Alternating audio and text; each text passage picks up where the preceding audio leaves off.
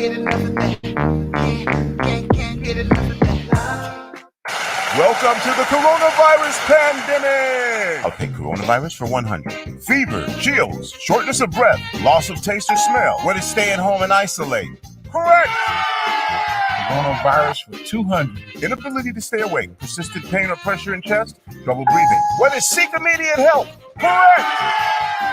Coronavirus for 500. Crippling and potentially dead infectious disease eliminated the United States with vaccination. What is the polio vaccine? Correct.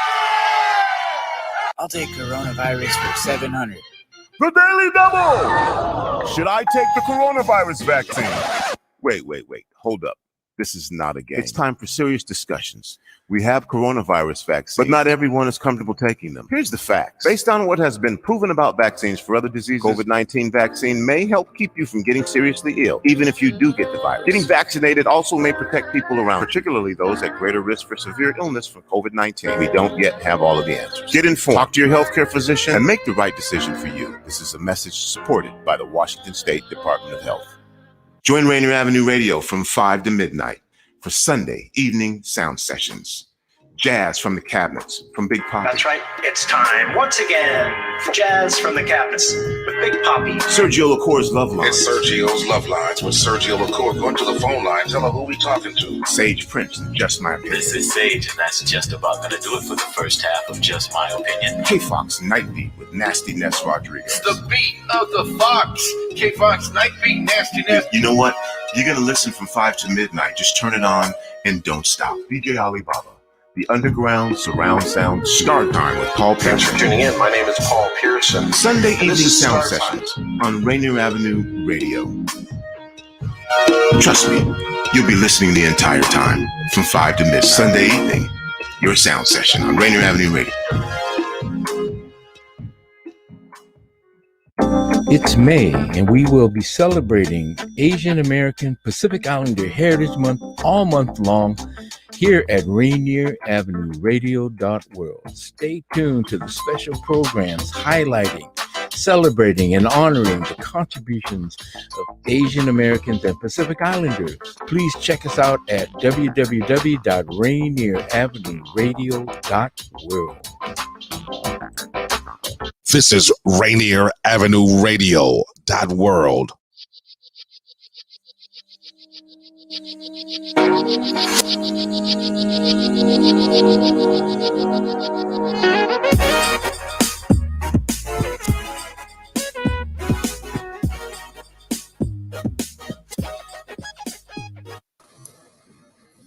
So we're going to get started here. My name is Ron Chu, and I will be moderating this discussion. It's a wonderful time to celebrate and to educate. This is Asian American Pacific Islander Heritage month of May. And we've got 4 panelists who will be sharing some of their personal perspectives, their thoughts during this time period of May, when we both celebrate as well as reflect on some of the challenges still facing the community.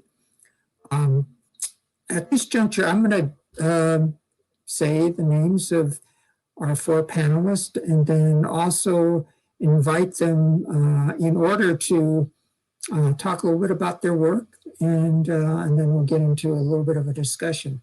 The first panelist is Joon Bang. He's the president and CEO of the National Asia Pacific Center on Aging, also known as NAPCA. I did some work earlier for them under a different director. So thanks for joining us, Joon. Michael Byun, who's the executive director of Asian Counseling and Referral Service, also known as ACRS. And then we just scheduled a lunch for a few months up from that. So thanks for joining us, Michael. Jodi Nishioka, Executive Director of Communities Rise, and I'm looking forward to chatting with Jodi. I have not met her before. And then our final panelist is Pradeepta Upadhyay, who is Executive Director of Interim Community Development Association. I've worked with her for a number of years in the Chinatown International District area and have a lot of respect for her thoughtfulness and perspective. So those are our four panelists.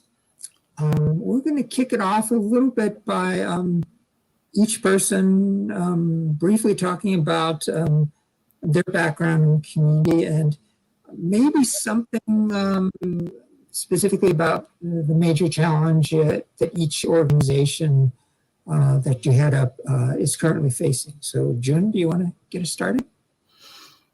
Yeah, thanks so much, Ron, and it's good to be here with all of you. My name is Joon Bang, President and CEO of the National Asian Pacific Center on Aging. We serve the older Asian American Pacific Islander older adult community throughout the country, and we have been here in Seattle in our headquarters for over 41 years now. We have offices throughout the country, and for many years we've concentrated our efforts on economic security issues impacting older adults within the AAPI as well as other diverse older adult communities. And I can share with you all, we conducted a national study with over 12 community-based organizations throughout the country, also in partnership with the University of California, San Francisco. And we conducted a study called Compass last year. And we've had over, I want to say, 5,000 plus study participants contribute to this survey. The purpose of the survey was to learn more about how AAPI communities throughout the country, as well as our older adults, our experience, how they're doing during the pandemic. What we learned were some staggering facts. And so I can share with you 2 points, and then I can pass it back on to you, Ron. So we found that 3 out of every 5 survey participants, the majority of them being AAPI older adults, have experienced some level of racial discrimination during this time, the pandemic.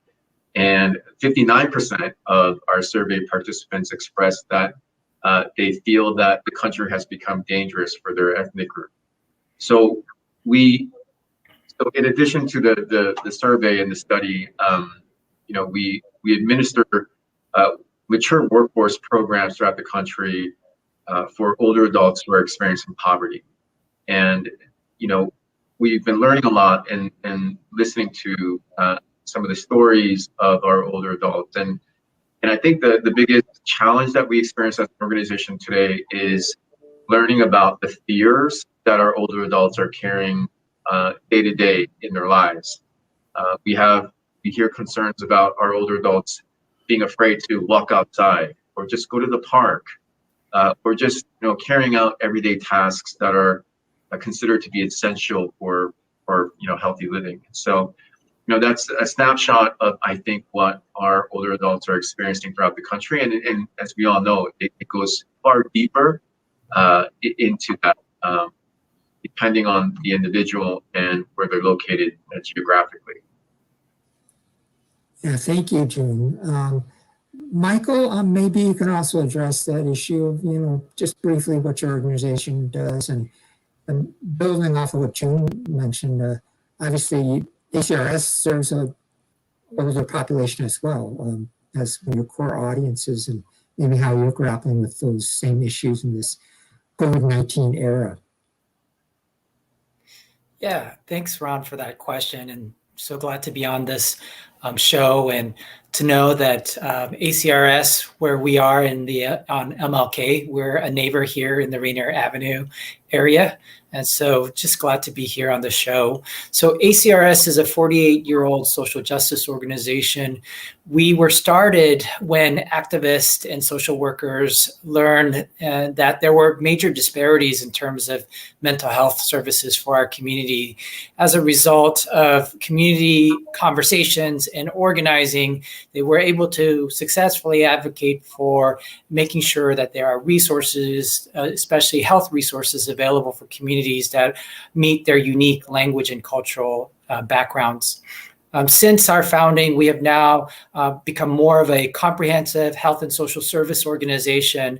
While we do provide health and social services, I think it's really important that our focus and our mission is really around empowering communities and advocating and lifting up their voices. In terms of the challenges that our organization is facing, and is also reflective of what the community is facing right now, is around equitable recovery during this pandemic. How do we ensure that resources that are coming through the federal government and other places ensure that they go to the most vulnerable and most impacted community members, not only to Asian and Pacific Islanders, but to the broader community, especially our BIPOC communities. Additionally, we're having a lot of conversations and reflections, not only within our own organization, but broadly across our community, in understanding and recognizing the rise in anti-Asian hate and bias that we see right now is deeply connected to Black racism that exists in our community, and trying to make that connection, that bridging that's necessary for all of us collectively to work together on that really critical issue. I would be remiss to say today is a very important day. It marks 1 year since the death of George Floyd, murdered by a police officer. And it is something that's really important for us to be thinking about as we're having this conversation today. Thanks again for having me. Jodi, do you want to talk a little bit about your organization? And maybe you could also address the issue of, the coalition building perhaps is happening and needs to happen in this time period in order for us to have some kind of sustainable social change. Yeah, thank you so much for having me. It's really an honor to be on this panel with all of you. Ron, it's nice to meet you. I've heard your name around, and it's nice to see you in person. So I am the executive director of Communities Rise. We're also a social justice organization really focused on community organizations. We're actually a result of a merger between the Nonprofit Assistance Center and Wayfind. I was the executive director of Wayfind, and we provided free legal services to community organizations for their business and organizational support. And then the Nonprofit Assistance Center has been around in this Rainier Avenue area for about 20 years, providing support to BIPOC-led and serving community organizations. And we are, our mission is to foster movements to build power in communities impacted by systemic oppression. And we do that through capacity building, legal services, and community collaborations. So yeah, we are, what we've found in this past year, and all of our work has always been in collaboration with others. There's nothing that we do alone. You can't do community work without working with community partners and the community. So collaboration is really, really important to our work and to creating systemic change. And particularly in this time, this past year, 2020 of COVID, we've been very active in community collaborations. I think the community has really come together to address the inequities that have always existed, but have been really spotlighted during this time since George Floyd's murder a year ago, as well as the pandemic itself, the COVID pandemic itself. So there's been several collaborations that have come up. We've been, one that I've helped found and have been very active in is the BIPOC Executive Directors Coalition of Washington. This is a group that we started back in about almost a year ago in June. We were hearing a lot from BIPOC communities, executive directors and nonprofit staff saying that they are just incredibly overwhelmed, that the community needs are so high during the pandemic, and that they were asked to do way more. They've always been asked to do more with less, and now that has just exponentially grown. And so people were highly stressed with the demands of their work and the community. And those folks who are doing this work in the community, all of you and all of our partners out in the community, folks do it because there's no other way. They're committed to the community, and there's just no question that they're going to show up. And so even though the demands are higher, they stepped up to meet the demands. They just didn't even question that. But it did take a toll. It took a mental health toll. It took a physical toll. All of these folks were also struggling with their own personal, their elders were getting sick.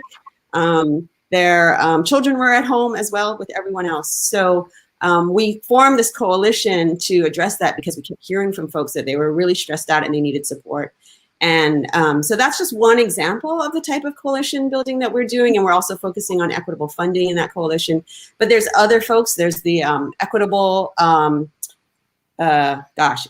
I'm forgetting the group, but it's a group of folks who are looking at economic recovery and public and private partnership around making the economic system for folks and for businesses more equitable. So there's lots of collaborations that have been popping up, but also many that have been around for a long time that are really active. Yeah, thanks for that, Jodi. I'm just kind of curious, as you're mentioning the new coalition building, and just a comment, there used to be this Minority Executive Directors Coalition. Yes. Is it sort of a rebirth of that? It's kind of similar. I mean, it's the same group that it was sad. MEDC, Minority Executive Directors Coalition, closed up shop a few years ago. And so there has been kind of, that left us empty space for that work. And so when we were hearing from these folks that they were feeling really stressed out with COVID, we put out an emergency call to BIPOC executive directors with a week's notice to just say, like, let's see if there's interest. We know there's interest, but what do folks want to, what do folks need? And we thought maybe 30 to 50 people might show up. We had 250 people respond, 200 people on the call and an additional 50 saying, I can't make it, but I'm interested. And that was like, wow, this is really a need across the whole state of Washington. And we've continued programming from that. We listened to them. We said, what do you guys want to do? What do you need? And they said two things came up really loud and clear. It was advocacy together to make the system more equitable. So there's more equitable funding system for BIPOC orgs where more resources would come to BIPOC communities.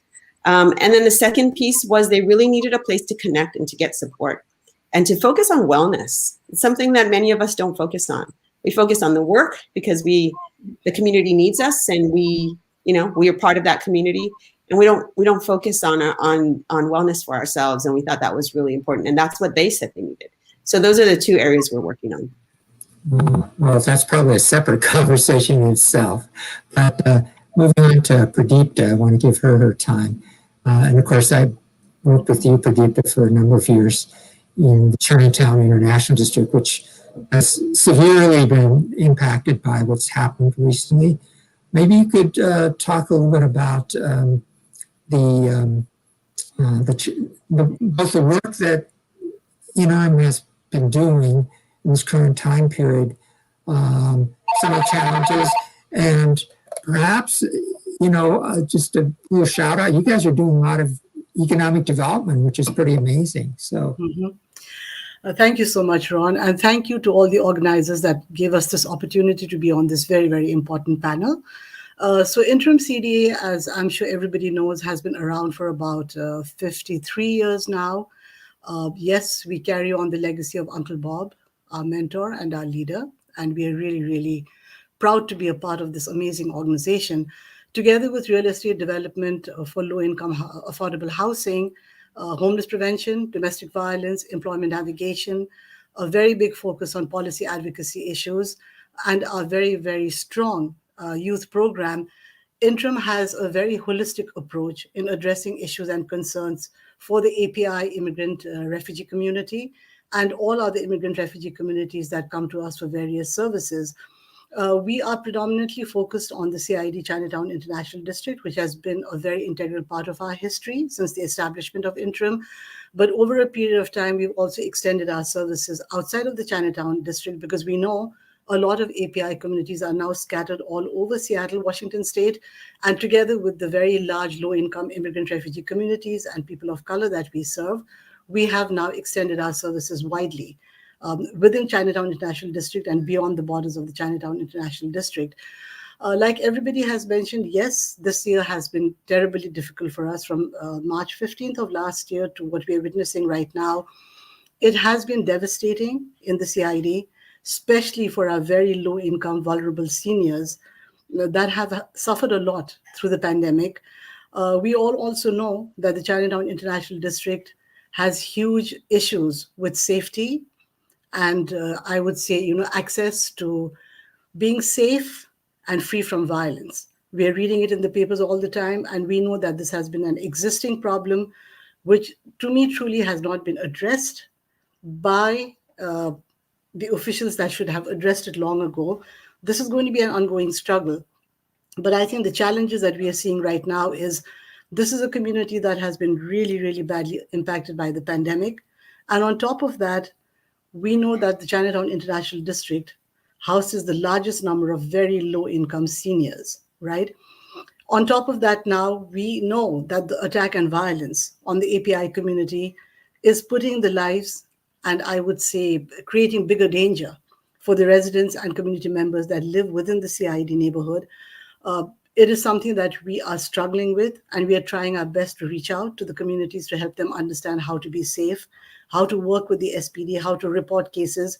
And at the same time, we are also being cognizant about the fact that we need to hold the SPD accountable to be able to respond to our communities in a culturally sensitive and linguistic way. We know our communities are afraid of reporting crimes. They will not report any violence or crime out of fear for their own safety.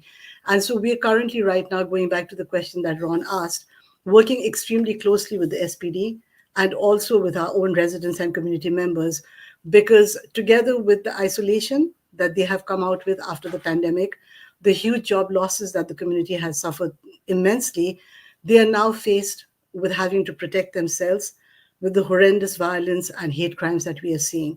And this is something which is topmost on our agenda. As Ron kind of mentioned, we have been very, very cognizant, and I would say pivoted all our work right now for the last 15 months to focus heavily on economic empowerment and economic opportunities, because that's where this community is really hurting right now. And yes, it is a challenge, but Interim has done many challenging things in the past, and we cannot do it alone. We do it working very closely with other community organizations in the neighborhood. We do it working very, very closely with public officials, helping them understand that this is a community that has for long been disinvested and has been overlooked. And they have the right to advocate for their rights, and they have the right to have a voice of their own. Thank you, Pradeepta. I'm going to pivot to a question that maybe each of you can address that I've been thinking a lot about, which is this issue of education. There is still obviously the sense of lack of understanding of the diversity of our community and its long history here, which makes us vulnerable to a lot of the stereotyping that feeds into, obviously, when people during this COVID period have talked about the China virus and so forth, making our community very vulnerable. Any thoughts on how we tackle that larger education issue? Because it's something that we have to address more broadly if we're going to create some systemic change. So I don't know, Joon, do you want to get us started, and maybe we can go in order? Sure. I think education needs to start early. Like, I'll give you an example. So in our history book, let's say, for example, the role of the Asian community, the Asian American community in the building of our railroads here, that plays a huge role in the infrastructure of the country. There is very little information or acknowledgement of the sacrifices and the work and the labor of the immigrants from Asia who contributed to the infrastructure of the country. So I think when you look at our textbooks and the education system as it is today, education needs to begin early on, from kindergarten, from elementary school to junior high to high school, and certainly in college as well. I think when you look at the lack of investment in educating American society in regards to the the vast amount of contributions and influence that AAPI communities have had for centuries, I think it begins there. And I think there's a second component in terms of when you look at the systems that exist in the country today, there is a real lack there's a real lack of cultural competency training and also linguistic training for services that should provide equitable access to resources for all communities. So I look at it in terms of the public education system, starting from an early age all the way up into professional services, especially within the aging network in the country, where there are cultural nuances and differences that should be paid attention to. And that has a direct impact in the way our older adults in the country are able to tap into resources, have the confidence to receive services, and feel like they're a part of the society as well. Yeah, thanks, Joon. And just since you mentioned the Chinese railroad workers, it's interesting connection to AAPI Heritage Month, because it started in 1978 in part to recognize the contributions of Chinese workers during the month of May when they completed the Transcontinental Railroad, and they were really left out of the acknowledgements. Michael, systemic change, education, thoughts on how we move that forward?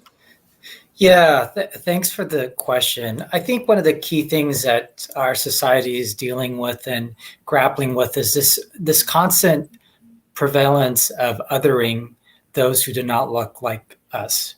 And so I think a conversation, a broader community conversation about how do we create space for belonging, regardless of the color of our skin, and making sure that people understand and are able to empathize that we are all deeply connected as human beings to a lived experience. I think there is also important value as well for the broader community to understand Asian community from history. I think that the information that they could gain from that is to recognize the importance of our presence here in the United States, our legacy and our work around civil rights and social justice. To name just an example, I think the Gang of Four, who represent the different communities of color here, are a good example of how there's cross-racial solidarity here with different communities, and that we should strive for to look towards that as an example of what we want to strive towards as a community. So I'll just leave it at that for now. The one thing additional thing that I want to say is that a conversation where it's about understanding Asians, I think it should be couched within the concept of better understanding our society as a whole and in the different ways that we show up and with our intersectionality. And so part of what I would love for our community to do more is to deeply understand that we are not a monolith. We represent different perspectives, different backgrounds, different lived experiences, and that's very reflective of the broader community as well. Yeah, thank you. Jodi, want to take a stab at that? Yeah, I really appreciate what Joon and Michael said. I totally agree with both of you. I'll just add that I think, the history is really important to understand. I think it's going to be it's always a multi-factor combination of things that we need to do. I think one of the things that people don't talk about that I've been talking about for a long time, but really haven't been able to see much change around is data collection. You know, we don't have a good system of collecting data around the different ethnicities within the Asian community, for Asians in general, and then breaking it down so that we can show folks that we aren't a monolith by supporting it by data. We don't have good collection at the school district. We don't have good collection at the government level, the census, at various government levels. And, even within our own communities, we just don't have the resources to set up a system that can connect it. I was happy to see, as I was preparing for today's presentation, I did a little bit of research, and there's a group called Stop API Hate, and they have collected data over the last year on what's going on. And it was nice to see that there's some data collection going on. I'll also like to call out to NAPCA, the National API Women's Forum. They do some data collection on women's issues, API women as well.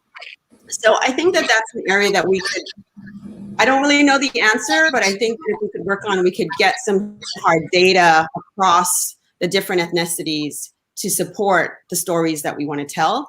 I think that we really do need to increase how we tell our stories. I think in many ways, the Asian community can be somewhat invisible, not because we aren't trying, but because of the systemic oppression, systemic oppression. And so I think using different ways like this radio show, advocating at the national level around media, and even in Hollywood, we see Asian actors trying to do some advocacy there to get more diverse roles and more diverse, because that's where the greater media folks across the sectors, across the United States will see. So I think it's going to be multifactored. I think just ground level, from data to media to being in the community and sharing our stories. One of the things, just an example that we're doing that piqued my mind when Michael talked about looking at it as a whole and what is our role in solidarity with other communities as well. At the Bipoc ED Coalition, we're going to be hosting on June 16th an event called Healing Grace, the Black Asian Conversation.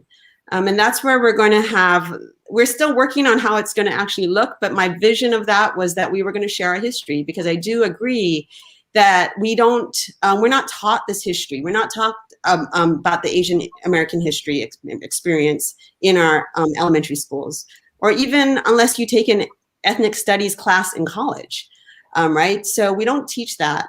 And the same with the Black history. We have sort of a whitewashed Black history that we learned, at least I learned. I'm pretty old, so my history is a lot older than they are learning now.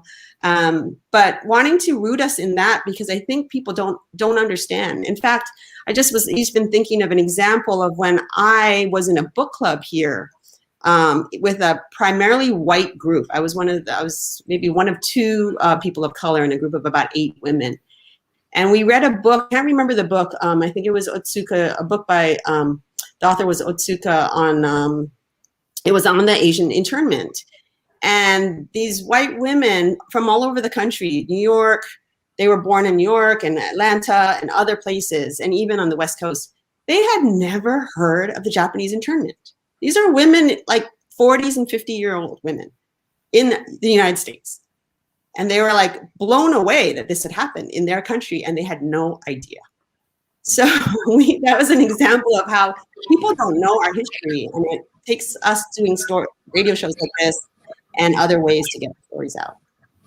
Yeah, no, that's a really good point. I realize that too with conversations with people from not being on the West Coast, who aren't from the West Coast, like incarceration. My God, that happened in our country. Mm-hmm. Or sometimes a little bit in a bubble.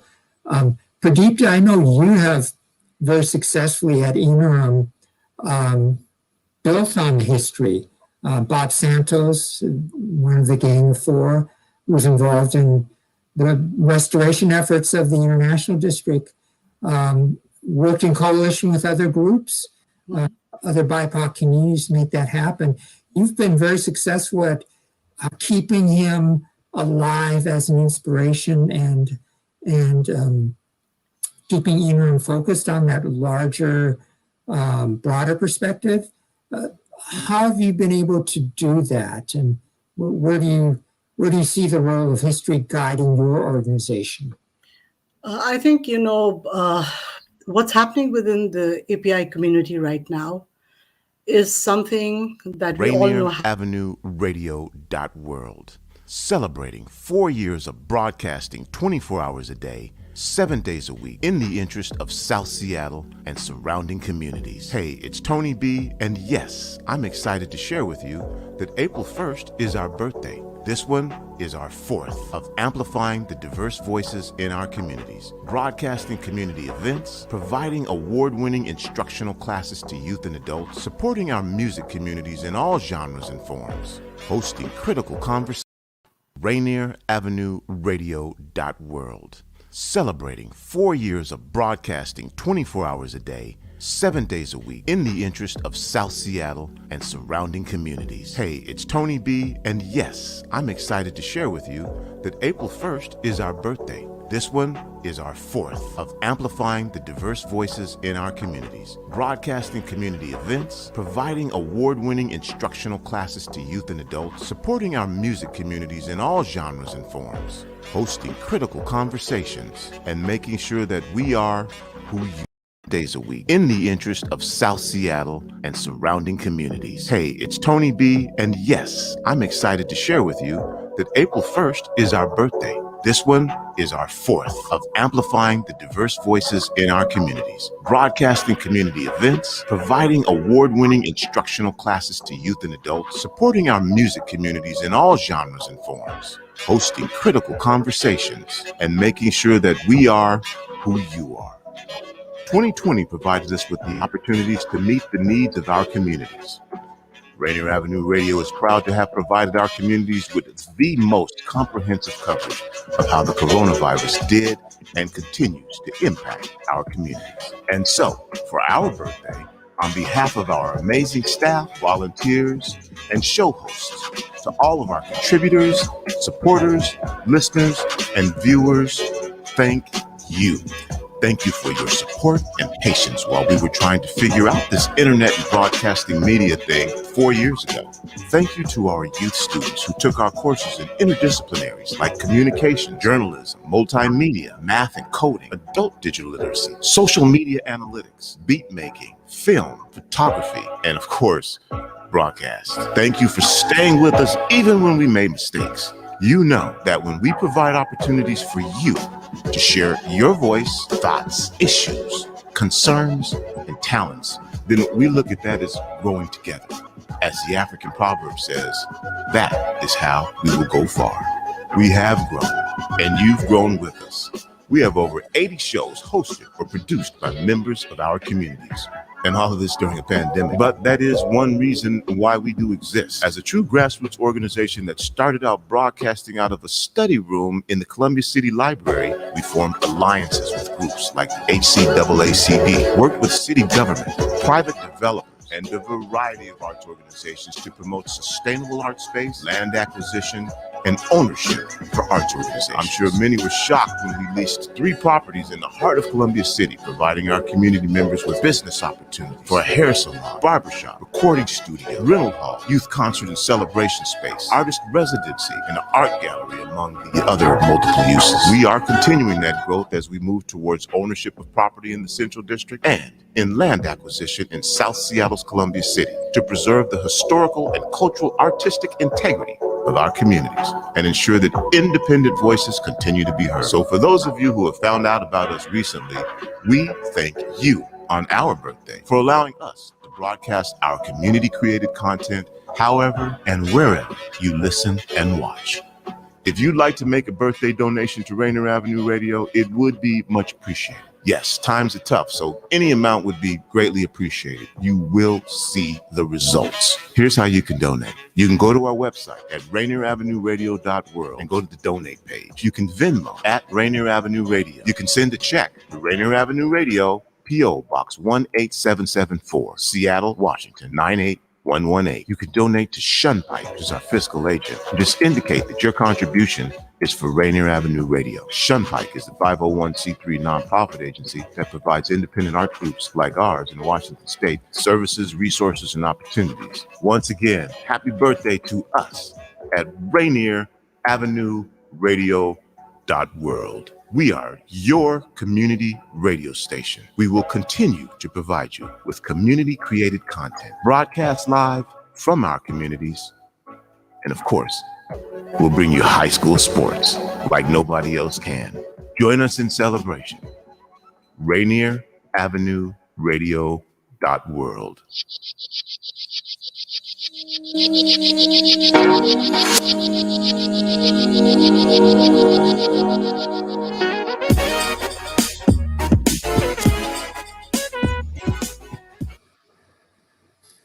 Okay, I think we are back. My apologies. Nobody cued me that there was going to be a break.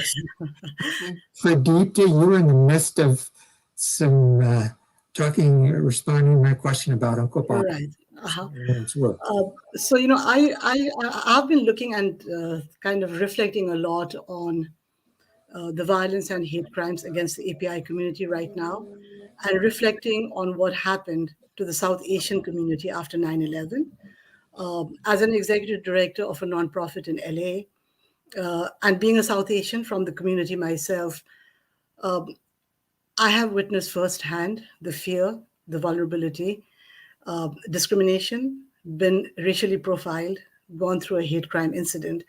And I think, together with Uncle Bob's legacy of building larger collaborations and coalitions, because we can't be in this fight alone, what really helped me as a South Asian person survive all the attacks, the fear, the vulnerability, wanting to be invisible at times, not knowing how to deal with the situation, is basically, I would say, the experience, having walked in those shoes, that I see myself as a South Asian and as an API, following the same examples that Uncle Bob said and what I underwent myself, to understand and believe that it's only with very strong coalition and collaboration are you able to overcome the fear and also make sure that your community gets some level of protection. There's awareness. The awareness to me is a two-pronged approach. There has to be education with mainstream organizations, mainstream people that don't understand who we are, where we come from, and feel that they have the liberty to continue being, I would say, ignorant or uneducated about us, our ethnicity, our history, the contributions that API communities have made to America, the importance that this community brings as active citizens in this country, but also community capacity building, because when you experience that level of fear and vulnerability, you just freeze. And I think that's where I think, what Interim has been doing, helping our communities to understand, not to be fearful of the crisis that we are facing right now, but how do we become resilient and strong and have the capacity to be able to fight it out and also be able to address it, is where we are working on right now. And I think, yes, to me, it's important to continue talking about the history, educating mainstream friends, families, foundations, institutions that don't understand who we are, but at the same time, also not forgetting that we do have to build the strength and the capacity of the community that's facing these immense problems, so that they no longer have to be fearful about being vulnerable, or also fearful about wanting to sometimes just be invisible.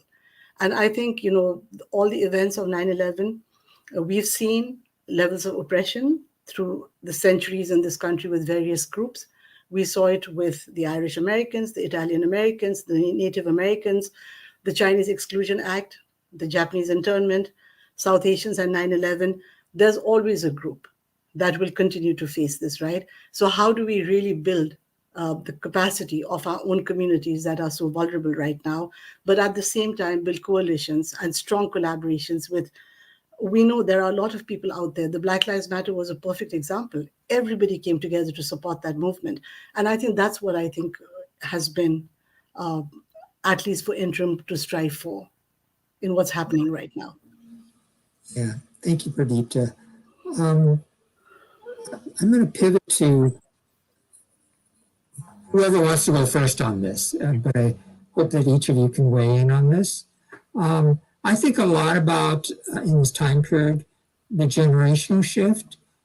And I think about it, especially because I see a lot of younger faces, leadership emerging in the next generation.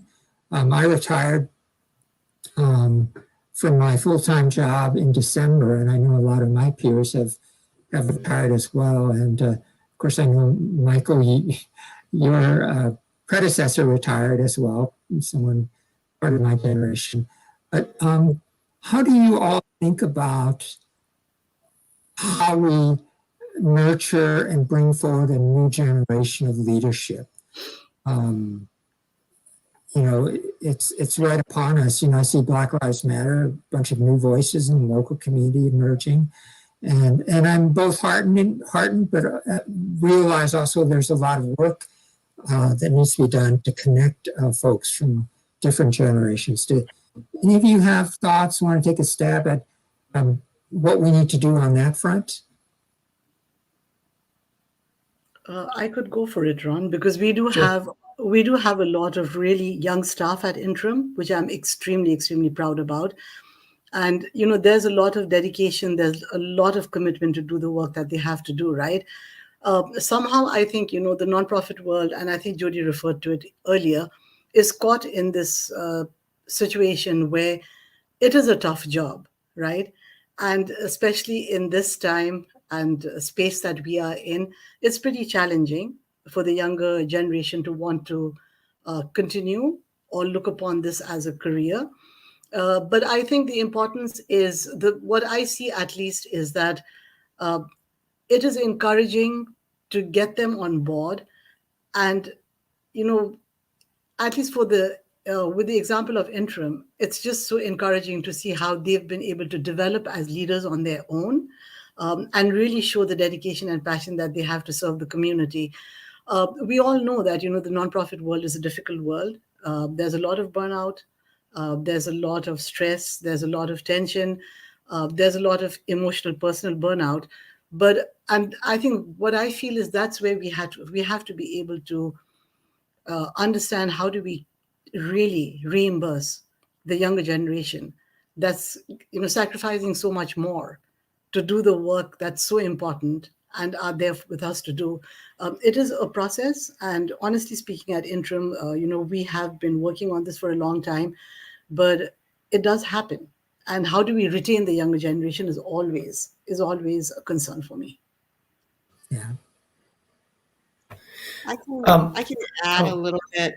I can add a little bit to that thought process around keeping folks in the sector of this advocacy work and this nonprofit work. It is really, really hard. We all know it. We're all in it. The pay is low, the hours are long, and there's lots of challenges. Just like you feel sometimes you're rolling a boulder uphill when you're a BIPOC-led serving organization and a BIPOC leader, because the system, the whole nonprofit system, is there is structural racism in there, and there is a lot of inequities. So it's difficult.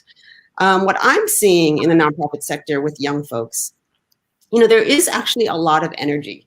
I think Black Lives Matter has actually really helped motivate not just the Black youth, but youth across, many in solidarity, in the Asian community as well.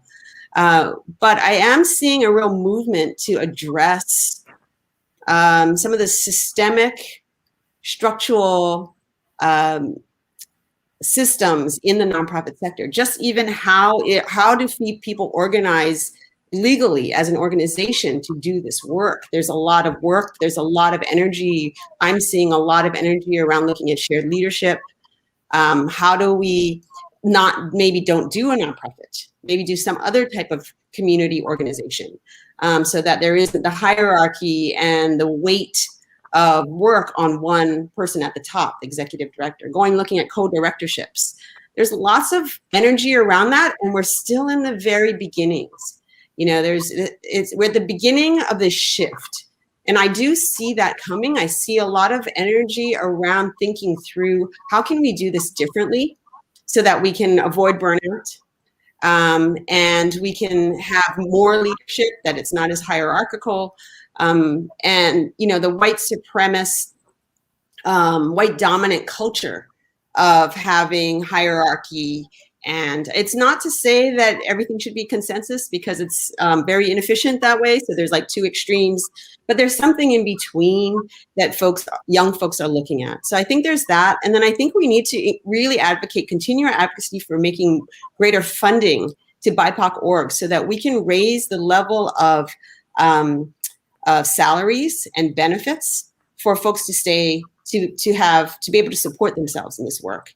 And then finally, with raising resources, where it's not just this constant battle to raise money that little bit of money to do all this work. You know, we know our communities of color have the greatest impact of these inequities, so the greatest work and the greatest need in those communities, yet we get, I think the statistic is less than 10% of philanthropic dollars are targeted to BIPOC communities. Mm-hmm. So we have to address that equity piece on the funding level. And then what I'm seeing with the younger folks is looking at new ways of organizing and structuring power to do the work. Mm-hmm. Yeah, so Ron, just along the lines of what Jodi had mentioned, I think it's really important to recognize that age should not necessarily be a divider in terms of who is a leader or who is not. And so I think one of the things as a society and as a community that we have to recognize is leadership shows up in so many different forms. And so if we see differences in generations and how leadership shows up, I think it's important to recognize everyone as peers in our mutual work, our collective work together. The other piece that I would put forth is that I do agree in terms of what Jodi said in terms of the new energy that is brought to the space. But I would say it's not just new energy, but it's these really important ideas about addressing the way things have been done and rethinking in newer ways, better ways. And one of the things I so appreciate among colleagues who are younger than me is the fact that they bring a very different perspective, an important one, an openness and transparency in terms of what decision-making should look like. And it's all kind of back to what is their values and the values that we all hold dearly to ourselves. So part of it is I'm really excited about this moment because it is a shift for specifically in the nonprofit sector, but it's also giving us a new way of thinking about our work and how we do it. And I think there's always an opportunity to improve and make changes that support this work moving forward. Mm-hmm. And I'll just add, I mean, I think it's, whether it's Pradeepta or Jodi or Michael, they've all, done some really wonderful things, and it comes from years of wisdom and experience. And one of the things that I'm learning about myself as a person in a role of leadership, as I work with folks who might be younger than me, is recognizing in myself the areas in which I need to unlearn and then create space that I can learn from others. And I think one of the things that the pandemic has really brought to light, and it's been weaved throughout some of the comments and thoughts of the colleagues on the panel, which is,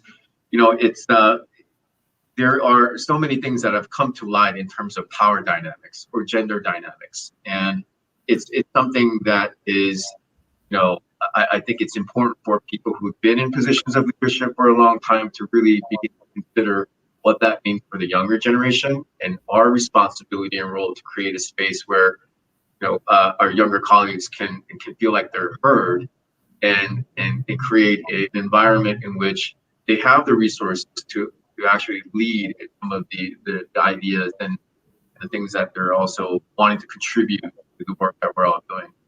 I do want to go back to the question right before this, Ron. One of the things that I feel like has been shared by all the panelists is the importance of collaboration and coalition building. And I think in order to celebrate each of the different cultures and heritages and races throughout the year, I think we have this habit of kind of segmenting our population, our cultures from one another. But when you think about how we share this space together, and Jodi mentioned the executive director group for BIPOC communities, is how much we actually historically have supported one another. And I can give an example of that. Thurgood Marshall, who was the first African-American Supreme Court justice, and the chief architect behind the seminal landmark case, Brown v. Board of Education, which was responsible for segregating the South. He was actually the key figure that supported other communities of color, that different communities of color can have a legal defense out of their own. And when you look at Asian community the first legal defense fund supporting Asian Americans was actually created because of their commercial. And then we also, given the fact that this month is dedicated to celebrating some of our, our contributions as a community, we think about activists and leaders like Grace Lee Fogg and Kuchiyama, who have been tremendous in advocating for the rights of Asian American Islanders, but also who develop pathways for allyship with other communities of color too. Yeah, no, that's a great reminder. As you're talking, June, I was thinking also about the Japanese American redress movement, which I wrote about in my memoir, which came out recently. The Congressional Black Caucus is very helpful in lobbying for and advocating for redress payments. So we wouldn't have had that without their support. And so we need to recognize and acknowledge those points when other groups have supported the AAPI community, and then be forthcoming with our support as well. I think we've got about 8 minutes left. Again, assuming that there isn't a commercial that's going to pop in this. But I want to leave with one final question, which I'll ask each of you. This being API Heritage Month, if you had a few words of advice about how people should celebrate or mark this month, what would you tell our listeners to either be mindful of or to do in this remaining month? You want to take that on first? Maybe I'll call on folks. Pradeep, want to start us off? Okay, Ron. I think I would say celebrate who we are, right? Be strong, be resilient, because these are challenging times. And the more weaker we become, the more it is easier for those people that are spreading hate to kind of just drive us into oblivion where we are not seen or heard, right? And of course, be proud of our identity, our ethnicity, our background, and everything that we brought to this country, and not to be fearful, because we always know that, we are carried on the shoulders of so many other people that believe strongly that what is happening is wrong. There will be people that will step up to support us.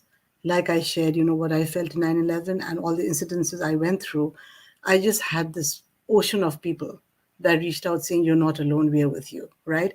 And I think that's how we can support ourselves within the API community, as well as the broader coalition of partners that we are building. So it's a great time to rejoice and be proud of all the contributions we've made, be strong and resilient against all the attacks that are happening, and definitely not allow ourselves to be frightened and huddled into a corner because people want to frighten us. Yeah, wise words. Jodi, you want to go next? I just would quickly say, take time to connect with each other, with our families, with our colleagues, across to our partners in different areas, from different backgrounds as well. I think that in this time of COVID, where we've all had to be sequestered in our homes and things are opening up a little and we're vaccinated, and the weather's getting warmer, I think just getting out and connecting with each other is really, really, really important.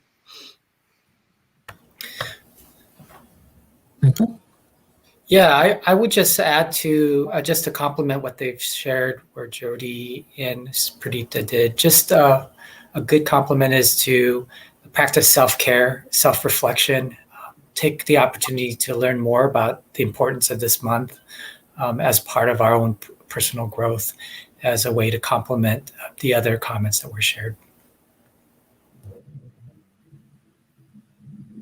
June.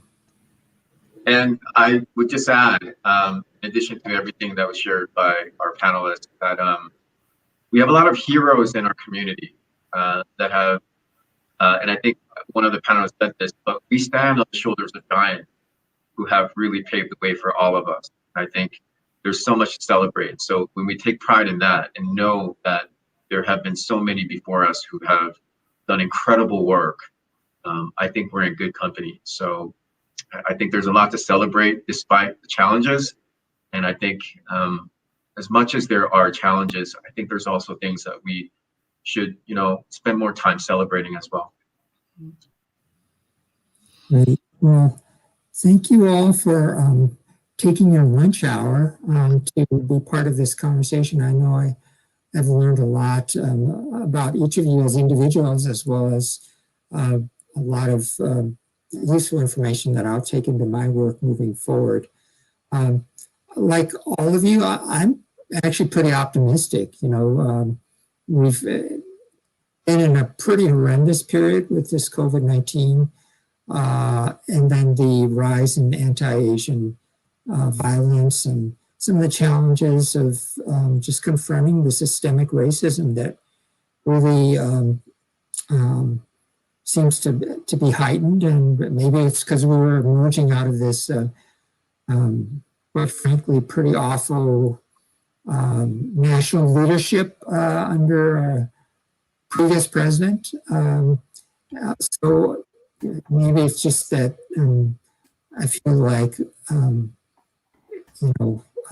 things have gotten a little better, but I'm pretty hopeful. I too am going to practice some of the self-care that all of you have talked about, because I'm at that age where if I don't do it, it's going to show up. And but I'm also going to continue to work, with all of you, hopefully in the future, on trying to do some sustainable social change, because it's what's needed. And I think about my kids and the next generation coming up and the importance of that work. So I think we're at the end, right? So I wasn't given any cue as to what else to do other than just sign off. So thank you all for listening in on this, and we'll continue the conversation. All right. Thank you, Ron. Thank you so much. Take care.